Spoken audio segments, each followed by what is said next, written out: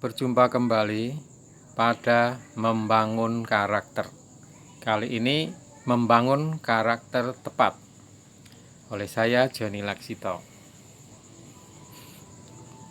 Yesaya 40 ayat 12. Siapa yang menakar air laut dengan lekuk tangannya dan mengukur langit dengan jengkal, menyukat debu tanah dengan takaran, menimbang gunung-gunung dengan dacing, atau bukit-bukit dengan neraca.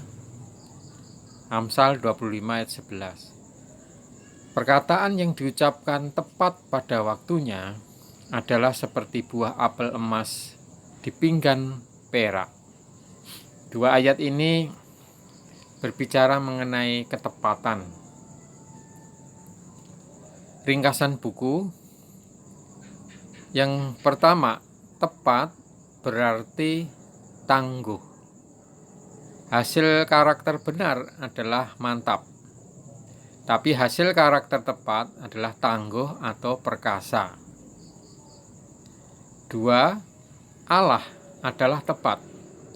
Yesaya 40 ayat 12. Segala sesuatu yang diciptakan Allah telah melalui proses penakaran, pengukuran, penimbangan, dan peneracaan yang tepat. Dan masih ada ayat yang lain di Amos dan Zakaria. Tuhan juga menghendaki murid-muridnya tepat. Di Markus pasal 6 ini, Tuhan bertanya mengenai ada berapa roti yang tersedia. 3. Tepat berlawanan dengan sembarangan. A. Terlalu banyak orang yang asal-asalan. Jangan samakan antara kudus dan sekular, duniawi dan kebendaan, terang dengan gelap, antara percaya dan orang tidak percaya. B. Tidak sembarangan. Harus sesuai dengan keadaan atau ukurannya. Jangan kira-kira, jangan ditambah atau dikurangi. Menangani urusan gereja, jika ditangani oleh orang-orang yang sembarangan, pasti akan timbul masalah yang merepotkan. Dan bila seorang saudara mempersekutukan perkara rohani kepada Anda, janganlah Anda mendengar dengan sembarangan. 4. Membaca atau menyampaikan firman Allah harus tepat. Alkitab itu sendiri adalah kitab yang paling tepat. Teladan Tuhan Yesus dalam mengutip Alkitab, ayat-ayatnya, pasal dan ayatnya, kitabnya juga tepat. Dalam membaca Alkitab, kalau sembarangan, tidak akan mendapatkan wahyu yang berharga. Juga tidak boleh menambah atau mengurangi firman Tuhan, sebagaimana disebut dalam Matius dan Wahyu. 5. Harus berlatih dalam tutur kata dan tingkah laku agar berkarakter tepat. Sudah diukur dengan tali sifat Allah. A. Harus hati-hati dalam tutur kata, terkendali, ditimbang-timbang, tidak sembarangan.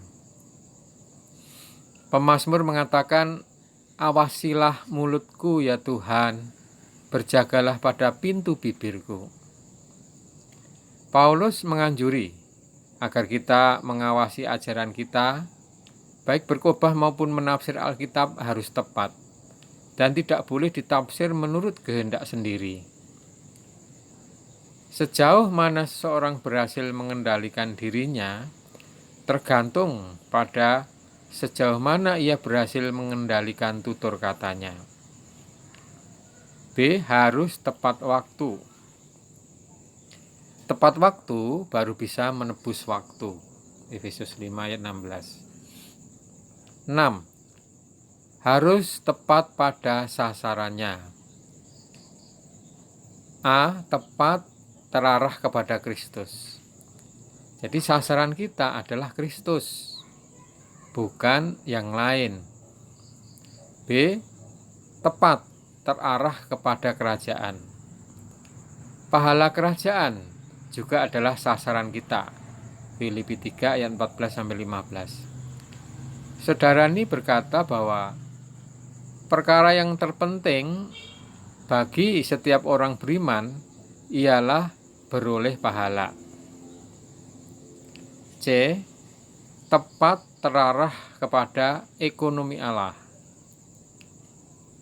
Allah memiliki ekonomi. Jangan sekali-kali kita menyimpang darinya. Mengenai karakter tepat ini kita sudah mendengar dari ringkasan buku tepat ini. Mulai sekarang, saudara-saudari di dalam Tuhan, tidak ada kata terlambat, entah tua entah muda. Kita perlu melatih dalam berkata dan bertindak. Tidak boleh asal-asalan, tidak boleh sembarangan. Mulailah sekarang. Mari kita mulai sekarang untuk setiap kita melatih. Karena karakter tepat ini harus dilatih setiap hari. Mungkin kita dulu asal-asalan, sekarang ini juga sembarangan, tapi dengan melatih ya, sedikit demi sedikit kita akan bisa memiliki karakter tepat ini. Dalam hal rohani kehidupan Kristen kita juga tidak boleh asal-asalan dan sembarangan. Kristus itu hidup di dalam kita. Kita harus melatih untuk memperhidupkan Kristus ini dengan mempergunakan roh kita.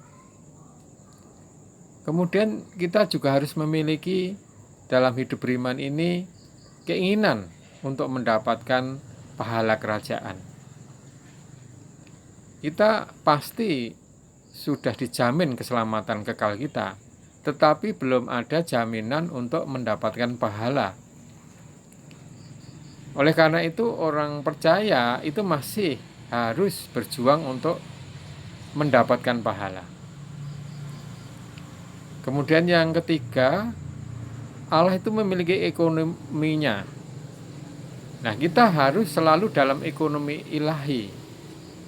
Apakah ekonomi ilahi? Yaitu Allah, diri Allah itu sendiri disalurkan melalui firman-Nya menjadi hayat di dalam kita. Jadi segala sesuatunya harus ada penambahan penyaluran hayat yang kita terima. Ini akan dalam ekonomi ilahi, apapun keadaan kita. Salam membangun karakter tepat. Tuhan memberkati anak-anaknya.